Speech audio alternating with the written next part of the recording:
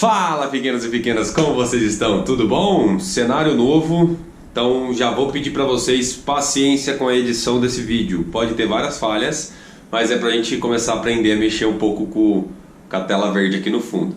Beleza? Então vamos pro vídeo que é o que interessa. Bom, começo de ano, na maioria das vezes é hora de renovar aquele contrato, né? Reajustar o preço. Vai ter que pagar um pouquinho a mais aí, ou se você é um fornecedor vai ter que pedir que o seu cliente pague um pouco mais para você, né? Então eu vou trazer agora para vocês caso real que aconteceu com a gente e como você pode negociar um pouco melhor, né? Fica comigo que eu vou te ajudar a salvar um bom dinheiro.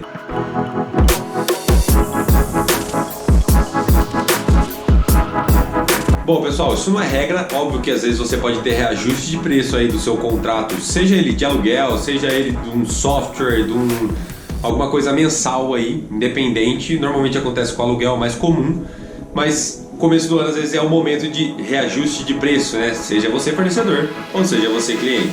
Bom, na teoria é bem simples, você pega aquele contrato que você assinou há um ano atrás, vamos dizer, e vai naquela cláusula de reajuste de preço e vê o que está escrito lá.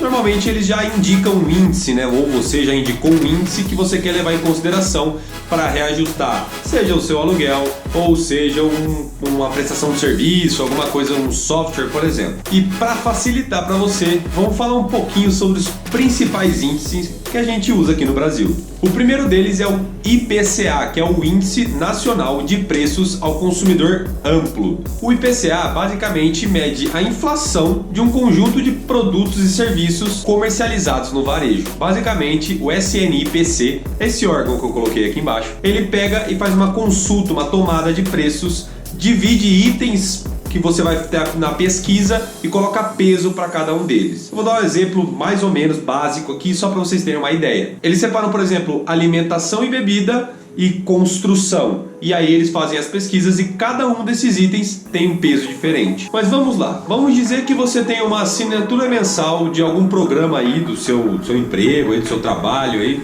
e você tem que pagar por mês para eles R$1.000 mensal. Só que agora já faz um ano e o contrato tá para ter o reajuste de preço. Se você for levar em consideração o IPCA hoje, ele tá só para facilitar, ele tá em torno de 10%. Então, a partir de agora que você vai fazer o reajuste, você vai ter que pagar R$1.100 como o aluguel mensal desse software que você está usando. Outro índice muito utilizado é o INPC, que é o Índice Nacional de Preços ao Consumidor. Basicamente é muito parecido com o IPCA, o que muda é a abrangência na hora da pesquisa dos preços dos produtos ou serviços. O INPC ele fica restrito a famílias de 1 a 5 salários mínimos, o que restringe bastante a questão da quantidade de informação que você vai ter. O IPCA faz o cálculo com famílias que têm renda de 1 a 40 salários mínimos.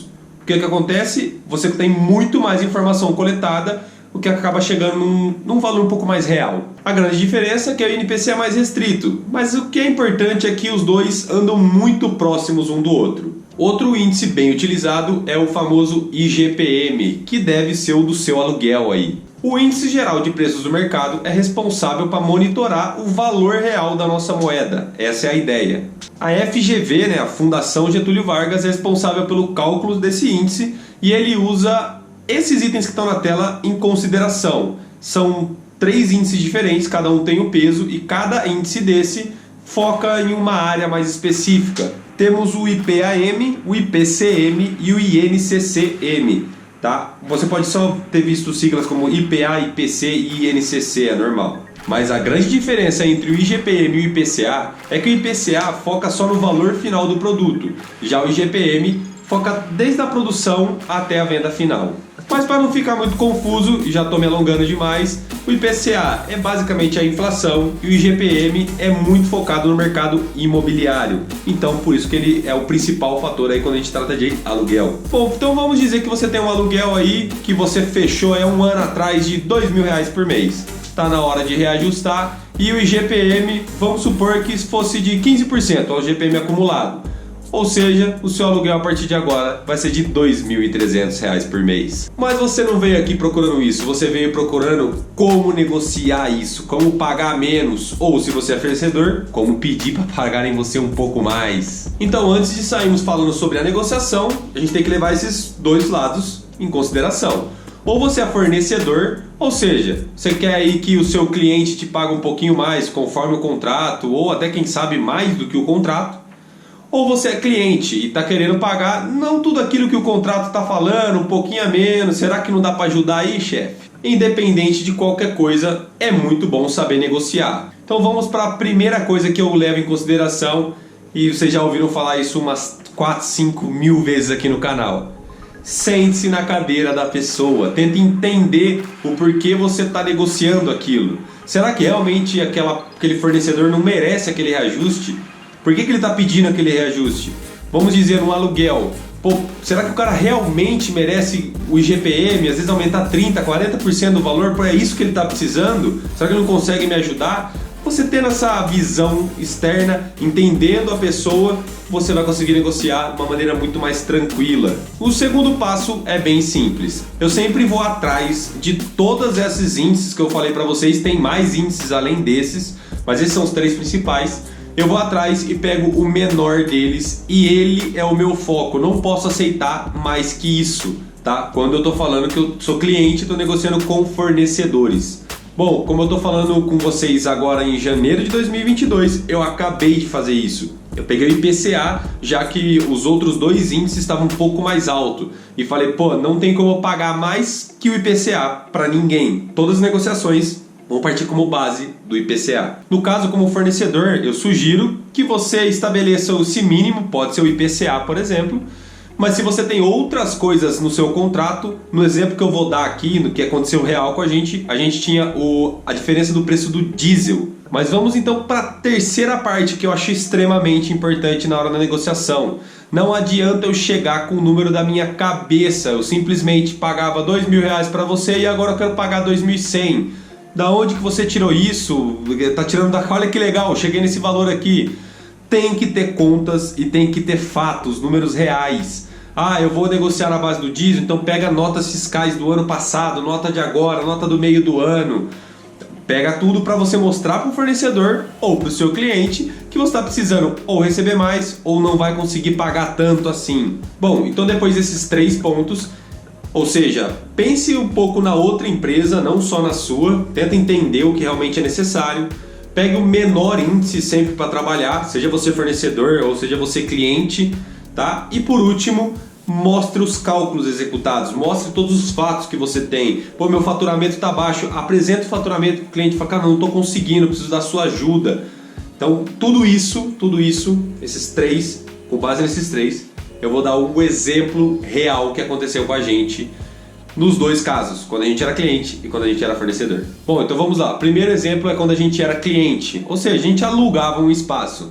A empresa já fechou, não existe mais, porém, na época, era no meio da pandemia e o aluguel veio com reajuste com base no IGPM. E o IGPM daquela época, daquele ano, estava em torno de 30%, quase 30%, 20 e poucos por cento. Ou seja, era um reajuste de aluguel muito pesado para uma empresa que já não dava lucro na época. A minha negociação foi bem simples com o fornecedor, né, que seria o dono do lugar, e eu pedi que ele no mínimo ficasse no IPCA, não tinha como eu pagar mais que aquilo. E o IPCA estava na base dos 10%, o que na época era mais viável para ele. Eu entendi que o quanto que aquilo ia melhorar para ele. Se eu entregasse o local, ia ser pior para ele. Para quem que ele ia alugar também? Aí ele também entendeu da minha parte, eu mostrei para ele, mostrei números. Eu não conseguiria pagar um reajuste de 30%. Era muito grande para aquilo, era muito expressivo para aquela empresa. Então, a gente teve naquela época uma economia que girou em torno de uns R$8.000 no ano. Igual eu disse, como a empresa era pequena, isso foi bem expressivo. Bom, do outro lado da moeda, a gente teve um reajuste que foi bem mais complicado do que esse aqui. A gente prestava serviço, a gente era fornecedor e a gente pediu para o cliente, com base no contrato e tudo mais, que a gente queria um reajuste de 25%, porque a consideração lá do contrato era diesel e pneu. Como os dois têm a base do petróleo, o petróleo aumentando, o dólar subindo, a gente estava pedindo algo bem real, era bem palpável. Porém o cliente respondeu pra gente que só iria dar 2%, que era totalmente inviável. Então, para finalizar a negociação, como que a gente fez? A gente pegou e refez toda a proposta dele desde o início. A gente pegou todos os carros, entendeu o que ele estava precisando, tentou enxugar o máximo de preço possível e ele no final aceitou um 10% de reajuste. Mas como ficou bom pra gente, a gente já tinha pedido 25%, eu também comecei a oferecer menos serviço para ele, que ficou mais barato para mim também.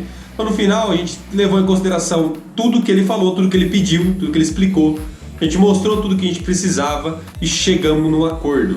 Aqui, basicamente, o cliente não queria gastar mais que um certo valor e a gente também precisava receber um certo valor por carro. O que a gente fez foi diminuir um carro ou outro, otimizar para que ele pudesse gastar aquele valor que estava prevendo e a gente também conseguisse faturar o que a gente estava prevendo. Eu sei que os dois exemplos podem ter sido um pouco específico e um pouco pontual, às vezes no seu caso você já tentou alguma vez, mas não deu certo.